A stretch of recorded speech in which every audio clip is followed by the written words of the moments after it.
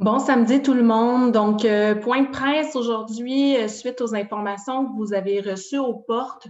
Donc, j'aurais bien aimé m'adresser à vous. Sachez que je ne me voulais pas invisible, mais en coulisses, beaucoup de choses, vous le devinerez, étaient nécessaires à déployer en priorité tout ce qu'on devait faire pour vous garder en sécurité. Donc, la plupart d'entre vous devaient avoir pris connaissance de la communication qui vous a été partagée concernant la COVID. Donc, plus tôt cette semaine, on avait eu déjà un communiqué de cas de COVID qui s'était présenté à nos portes. Malheureusement, on a un premier cas parmi nos employés.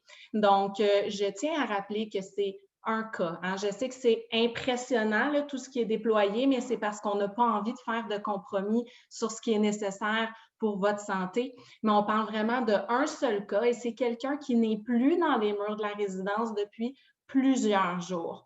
Donc, pourquoi il y en a parmi d'entre nous qui sommes absents alors? Bien, écoutez, on a dépisté et testé 100% des employés. On n'a pas pris de chance. Nous faisons partie aussi, certains d'entre nous, de ceux qu'il y avait peut-être une possibilité qu'on ait été en contact avec ce cas de COVID positif. Donc, dans le doute, on demeure à la maison. Vous l'avez vécu au mois d'août, c'est à notre tour. Et bien évidemment, on montre l'exemple aussi, nous, les cadres, et on a choisi, on s'est fait évidemment demander, mais c'est avec une évidence absolue qu'on se prête à l'exercice de demeurer en isolement pour s'assurer que vous demeuriez en sécurité.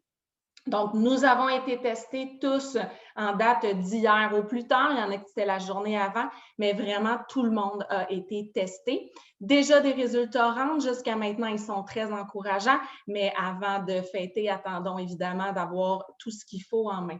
Donc, pourquoi je donne autant de détails? C'est que je comprends bien que c'est inquiétant. Effectivement, on est là-dedans. En plus, cette pression, ce stress de la pandémie, on le vit depuis bientôt 1 an déjà.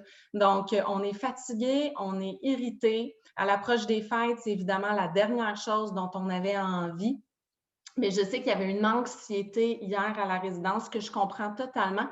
Mais j'ai une petite invitation pour vous tous. Donc, quand je dis vous tous, c'est résidents des résidences du marché, employés de l'équipe des résidences du marché et familles proches, mandataires, proches aidants qui venaient ou qui demeuraient en contact avec la résidence. En fait, euh, je vous invite à faire confiance et à la direction de la résidence du marché, mais aussi direction du groupe Maurice qui est hautement impliqué. On a les autorités locales, santé publique, CI3S, SAPA, donc nommons-les tous. Tous sont impliqués et nous faisons du coude à coude actuellement pour simplement s'assurer qu'on contienne cette apparition de cas COVID. On ne parle même pas d'éclosion à ce jour parce qu'on parle d'un cas qui n'est pas là depuis plusieurs jours.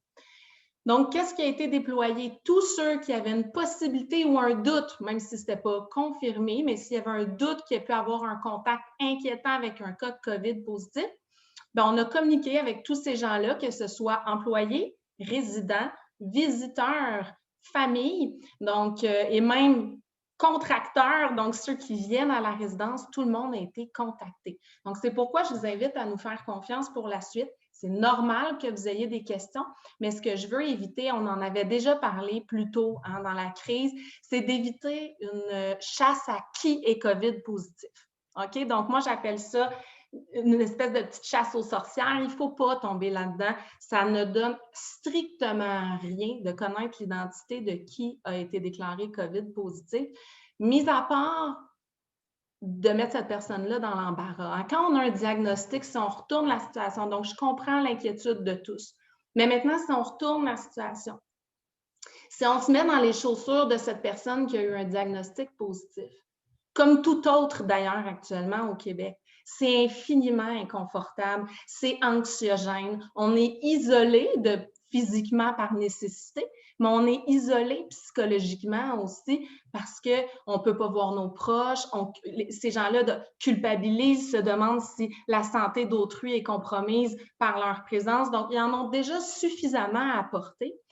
Je pense qu'à l'approche des fêtes, qui est souvent sous le signe du partage et de la lumière, on peut peut-être juste se donner le défi d'être un support pour tout gens qui a eu, a ou aura un diagnostic de COVID positif. On veut tous l'éviter. Personne ne choisit d'avoir ce virus.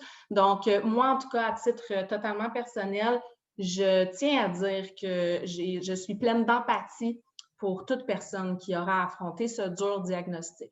Donc, je vous invite évidemment à en faire de même. Je tiens à remercier tout le monde. Je sais qu'il y a beaucoup de choses qui sont déployées actuellement. Donc, je remercie vous, résidents, qui collaborez avec nous, mais aussi toute l'équipe. C'est énormément qui a été demandé. Donc, merci à chacun de vous qui choisissez d'être sur le terrain plutôt qu'à la maison et de continuer à livrer un combat pour la COVID-19.